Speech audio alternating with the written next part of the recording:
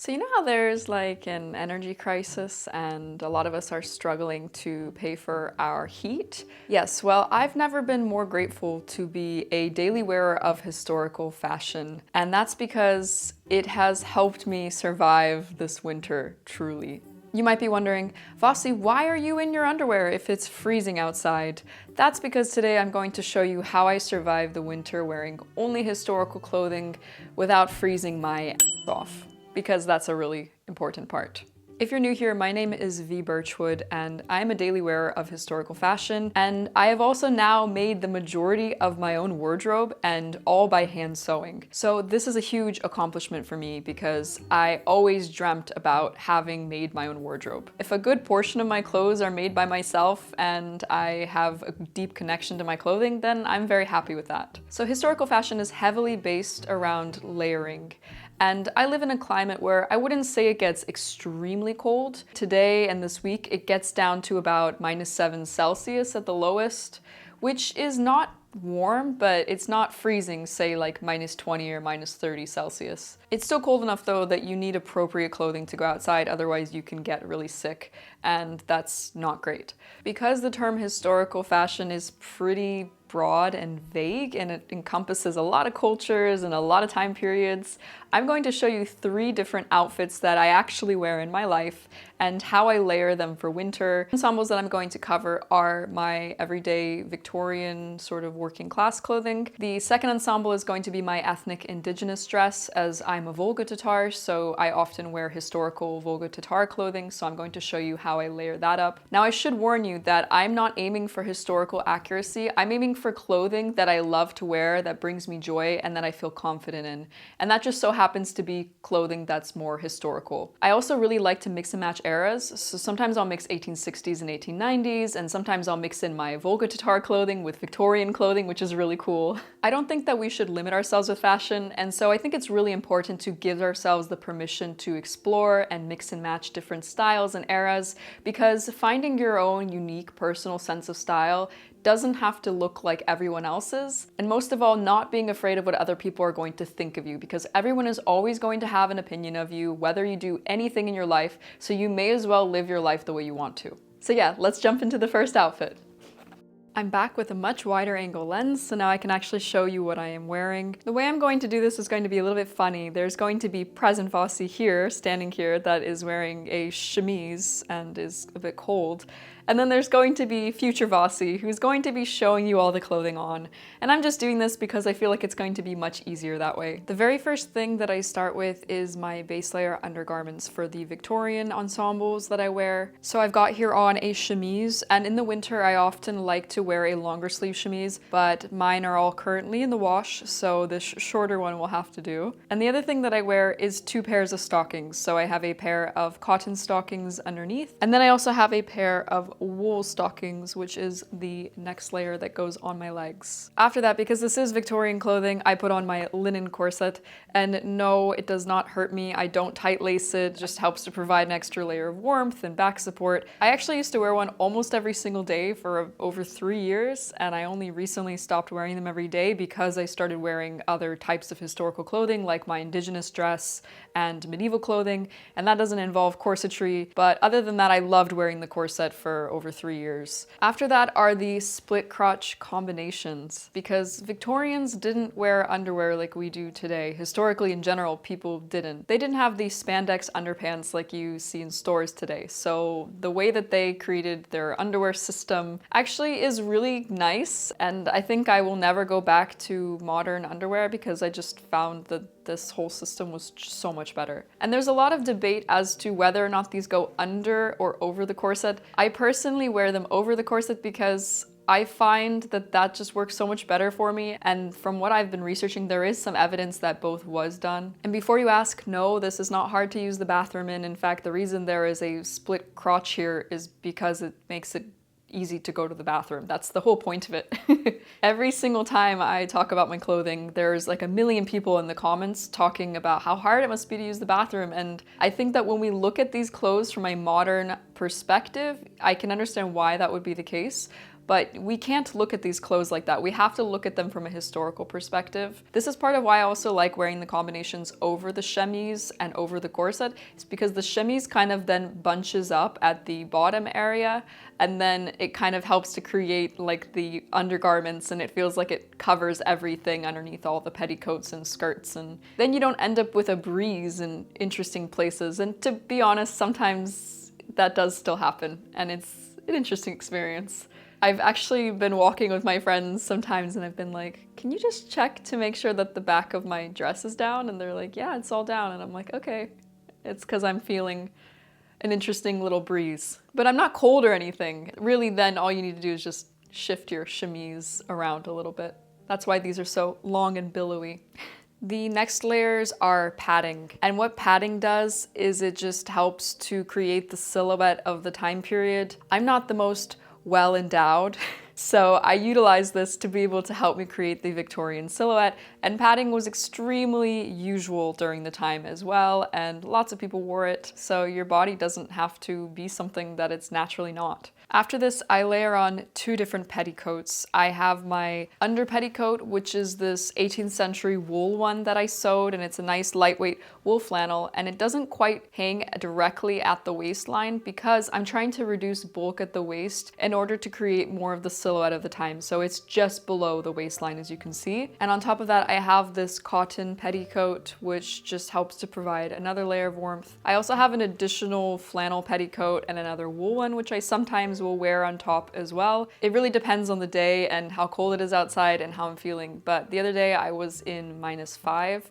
and even just wearing these layers, I was too hot. So it just goes to show you how warm historical clothing actually is. So now that all of the undergarments are done, it's now time for the outer layers. I have made a bunch of different dresses, and this is one I really like to wear in winter. It's made of a nice, thick, but still pretty malleable and lightweight wool, lined with a cotton linen. And it is a Victorian wrapper, meaning that it doesn't really have a form to it. It gets created by a belt. It does fit at the shoulders very snugly, and at the arms and the neck, but then the rest of it is just kept long and loose, and then it can be adjusted with a belt.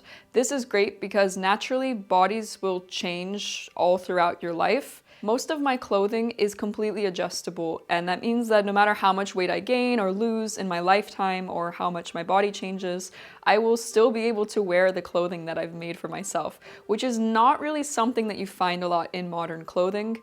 And that's probably one of the most beautiful things about this. I'm building a wardrobe that could potentially last me a lifetime if I care for everything properly and, you know, mend it, because they say a stitch in time saves 9.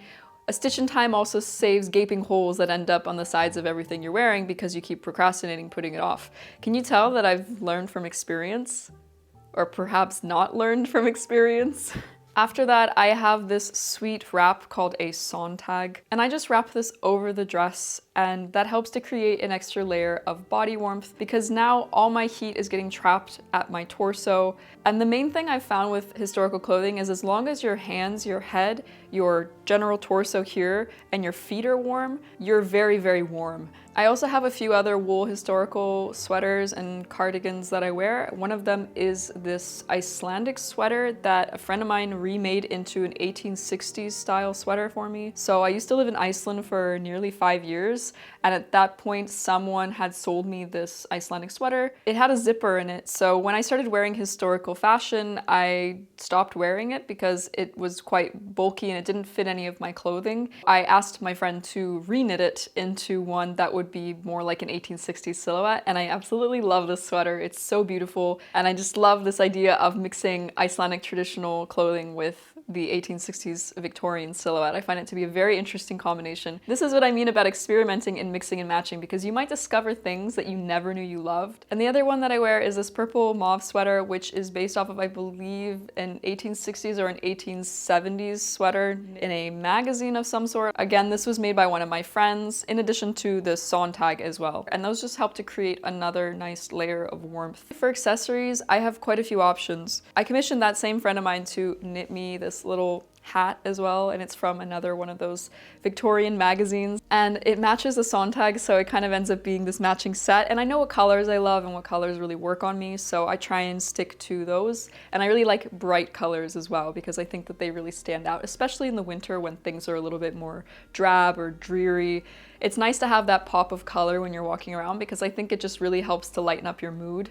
I love winter personally, but it doesn't hurt, I think, to add in a little bit of extra color. And then I have these Tatar headpieces, which I like to mix and match with my Victorian stuff to kind of add in an extra connection to my ancestors. I made this one, and it's actually made from a vintage fur that was given to me by my aunt many years ago. And I thought to myself, oh yes, I'll make it into a Tatar hat rather than it just sitting there and collecting dust. I don't condone the wearing or purchasing of new fur, but I am okay with vintage or secondhand fur because it's already there, so I figure it's more sustainable to actually use it than to just throw it away. And I think throwing it away kind of disrespects the animal's life in general. So that is my philosophy when it comes to fur wearing. And I recognize as well, in many indigenous communities, fur is a very essential part of the culture and the history and heritage, and also very important for survival. So also I'm considering that nuance as well. So here is one of my cloaks, and I have quite a few of them because I went through a little bit of a phase of making cloaks at one point. Ironically, I actually did not make this one, but all the other ones I have made. And that just goes on top of everything else to finalize the look and produce one more layer of warmth. So this is the final Victorian look, and I finalize it by adding a pair of mittens, and then I also add on a muff, which does wonders for keeping your arms warm because it's just like a pillow for your body, and you just get to hug it close to you and walk around with it everywhere,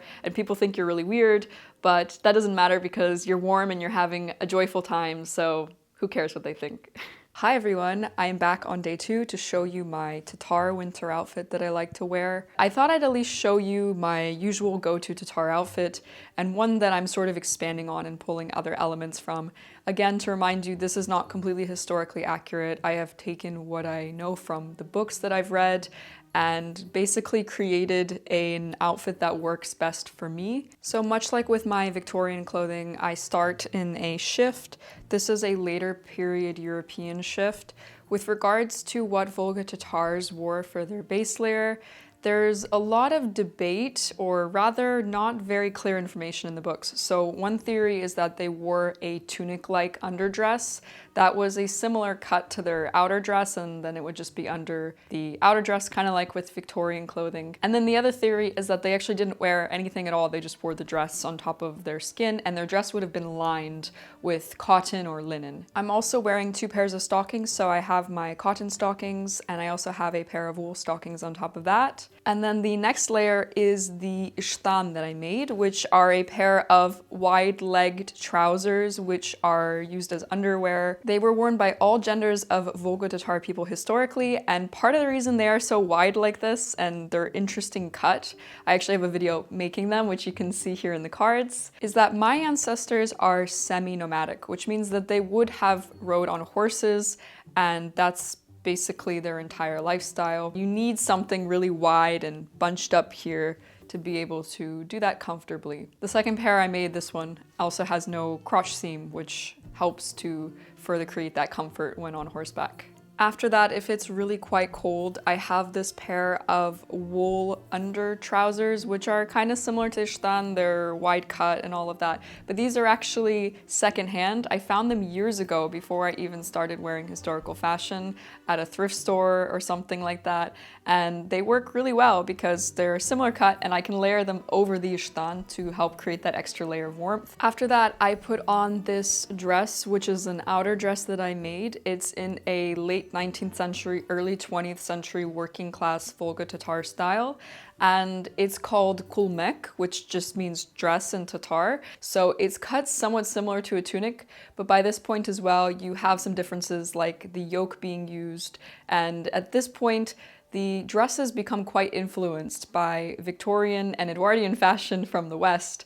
and you start to get this interesting amalgamation of Tatar and Central Asian styles mixed with European styles. I love that I finally got the courage to figure out the pattern for this one and actually make it for myself to wear. It's one of my favorite dresses and I feel instantly so connected to my ancestors when I wear it. After this, often a type of vest called kamzul is put on over it to help create warmth, but unfortunately I have not yet made one as I've been afraid to draft the pattern, so I just need to take that first step, and I think from there everything will flow really easily. So instead I will often wear this Victorian replica sweater, which I showed earlier, and that kind of just helps to create that extra layer of warmth. For hairstyles, Volga Tatar women would typically wear a braid because the hair was considered to be sacred, and I've also sometimes seen it so that the hair is down with little parts of it braided. One really interesting thing as well is that makeup was part of the beauty standard for Volga Tatar women, and including things like eyeliner. As much as Volga Tatar fashion was influenced by Europe, I would say that because we are a Turkic people and many of us are Central Asian, many of our beauty standards are actually a lot more influenced by ones from various parts of Asia during the time. And then I layer this shawl, which I got secondhand a few years back, and it's not technically a Tatar style one, but does have some similarities, so I just utilize it. It's also such a thin and lightweight wool that it's incredibly warm and also soft on the skin and comfortable. The traditional Tatar head covering that you often see is known as örtbayık. It is really wonderful and beautiful, but I've just not been able to get my hands on one, and it's not really something that you can totally sew yourself. And then finally for headwear, I layer up this type of Tatar hat that I made called kamshapurek, and I just used a quilted cotton and silk for the top part, and it's lovely and it's warm and it feels really, really authentic to the era as well. There's a lot of beautiful pictures in my book of replicas of these style hats. Kamshapurek is typically worn over örtbayık, which is why the two typically go in tandem, so I've kind of mimicked that by creating my own little system. Then for outerwear in winter, there was often this fur outer coat that was worn called billetön, but of course I don't have that, so I do have this beautiful vintage 1940s coat, which kind of looks Victorian, kind of also reminds me a little bit of billetön, and I wear this instead. Eventually I will probably get or make some sort of billetön, but for right now, this is what I have to work with. And this coat is lined with silk and it's made with wool on the outside, so it keeps me extremely warm. And the final accessory is gloves, and I also sometimes do arm warmers that are made of wool, and then I keep a muff over my hands. None of this has Volga Tatar evidence, but this is personally what works for me. Well, that's it. That is what I wear in winter for the most part. Obviously, I do have some other outfits so I can mix different layers up and choose different looks. But the primary thing I would say is to focus on the materials that you're using. So a lot of wool and linen and silk is really nice for winter. And then also focusing on layering, because that's how you're going to keep a lot of your warmth in. Also focus on keeping your torso, your head, hands, and feet warm, and you should be pretty good to go. Thank you so much for watching, and I'll see you all in 2 weeks for another video. And if you'd like to know how I made the ishtan, which are the Volga Tatar underwear of my great-great-grandmother, but a red pair and not this blue one, then be sure to watch this video next.